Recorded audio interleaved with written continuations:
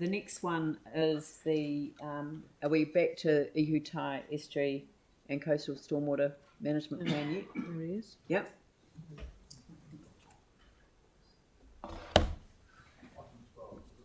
Item 12. 12, yeah. All right. So I've got a mover was me, and the seconder is now Sarah. Yeah, taken over from Pauline. Are there any questions? Yanni. Thanks. And I mean, this will be a similar question to the one that I've previously asked in regards to the other stormwater management plans. But in 4.1 and 4.2, you state that there were two options considered. Option A, compliance and aspirational. Option B, compliance.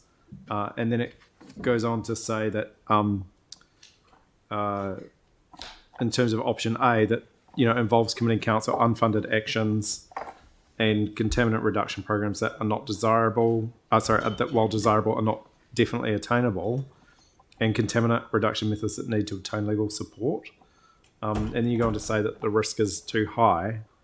But reading the submissions, it seems really clear to me, and I'm just trying to check in if I think this was the previous advice that we've had as well with the previous documents as stormwater management plans, is that most of the submitters would prefer option A rather than option B. And then if that's the case, are there things that we can do, accepting that we need to find funding through the draft annual plan to address some of the concerns that have been raised? And I just note, some of the things in here talk about rain gardens, reuse of water, better coastal management in terms of our beaches, and obviously the sediment control and inspections. Thank you. Firstly, it's correct that most submitters, well, of course, the submitters are people who are enthusiastic about these matters, but most submitters would have preferred option A over option B because it achieves better things. To make a measurable difference by doing capital works on such things as rain gardens or stormwater filters or detention basins would cost, would be something that would be just, I don't think the council would conceive of adjusting its long-term plan that way when there is an alternative of controlling contaminants at source. So we control contaminants off building sites at source by making sure people have erosion and sediment control plans. That works well a heck of a lot better than if we had to clean up the street. The contaminants, the major contaminants we're dealing with are sediment, zinc, and copper. Now, copper is being controlled at source because through probably international legislation, copper is being withdrawn from brake pads. Sediment's very difficult to control at source because it's blowing around in the wind and lands everywhere and runs off roofs and streets into stormwater pipes and rivers. Similarly, zinc is very difficult to control at source because, although we could, for example, have all houses with tile roofs, clay tile roofs, which wouldn't emit any zinc at all. We can't do that under the current Building Act. So that's one of the legal issues the council's got to deal with over the next probably the medium term. I think the government's aware, or the Ministry for the Environment's aware of the issue, but isn't doing anything right now. Sediment, we'd have to. I think this is something. All these three contaminants are something we will tackle in the medium term by trying to adjust the way we modify and renew and rebuild our city. At the briefing the other day, I mentioned grass swales on the edges of roads as a way of capturing the sediment that runs off roads and off buildings, and not allowing it to get into the pipes and therefore into the rivers. If the city does that over the medium to longer term, the problem will get solved in a lifetime or two. We will be making progress. We're adjusting the way we do. We will be adjusting the way we do things, and in general, most people, particularly tangata whena, will be happy about that. And it's a source control. It's heading the right way. If we try and control things by building expensive filters, say, ultimately we will cause ourselves bigger operational costs, and we'll achieve less in the long term, I'm pretty sure. And thank you. And I just want to acknowledge the work that you've done on this, and the consultation as well, because I know that I've been to the sessions where the staff have produced really, quite easy to understand what is a very complex legal document. I just had one very specific question about a project that's been raised in the submissions, which is naturalising the city outfall drain. And the staff response has been treatment as possible with funding in the LTP, subject to council approval. Do you have a sense of what that cost may be, or where that project is currently at? I presume it's unfunded at the moment, but I'm really keen to look at an amendment to the draft annual plan to recognise what's been raised. So what's the best way of getting council to consider that? And I appreciate not everyone may support it, but I was interested in that as being a specific thing that people have raised that would be good to consider. There is funding in the long-term plan for, yes, but I think it's a couple of years out for, just for unspecified work in this catchment. A few years ago, when the Richardson Terrace stormwater filter was built, the council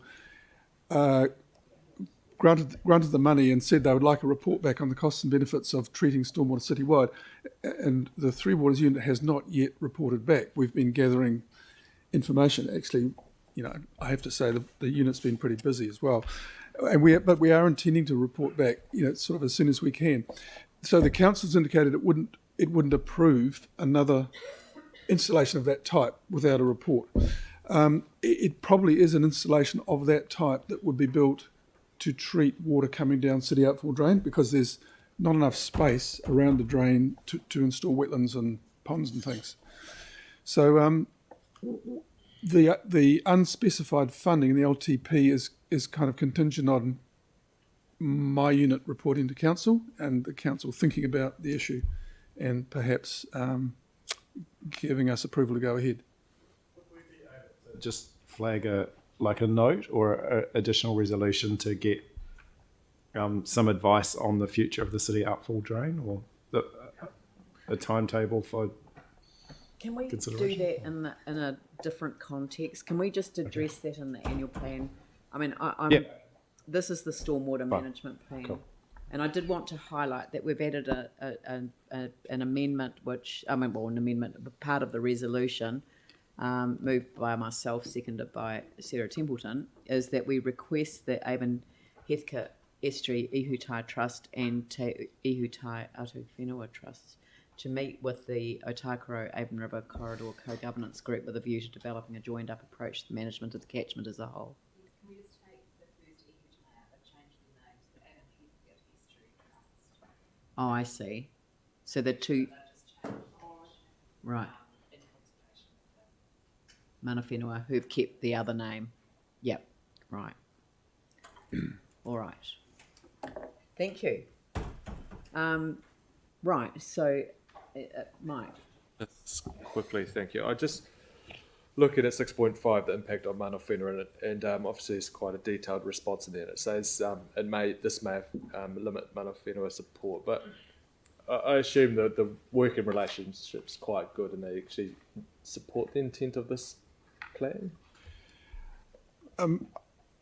There was a yes, they do, and I discussed that particular issue with our mana whenua advisor.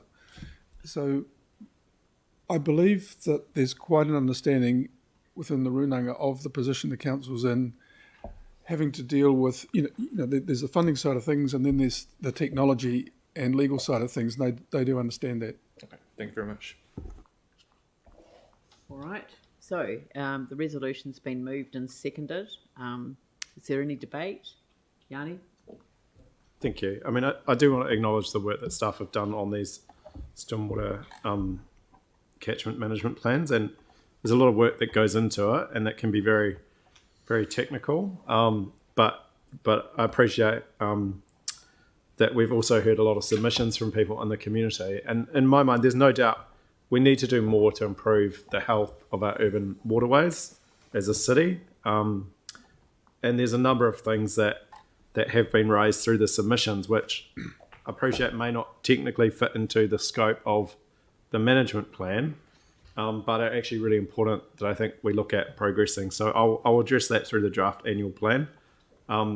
Personally, I would have preferred to adopt option A, which is more aspirational, but I also appreciate what staff have said is that actually central government needs to come to the party, because although they're making this big song and dance about Three Waters reform, some of the very simple stuff that we've put forward for a number of years to improve the contaminants getting into our waterways have been very, very slow to progress, whether it's copper brake pads, roofing materials, etc. So, I think when you read through this, what you see quite clearly is that actually we could achieve a lot more if we could get central government to work with us on the legislative prevention of contaminants at source, rather than spending a fortune cleaning up after they get into our catchments. So I'll support this because I think it's important that we have the stormwater management plan in place. I'd like it to go further, but I recognise the challenges around that staff have identified, and I'll address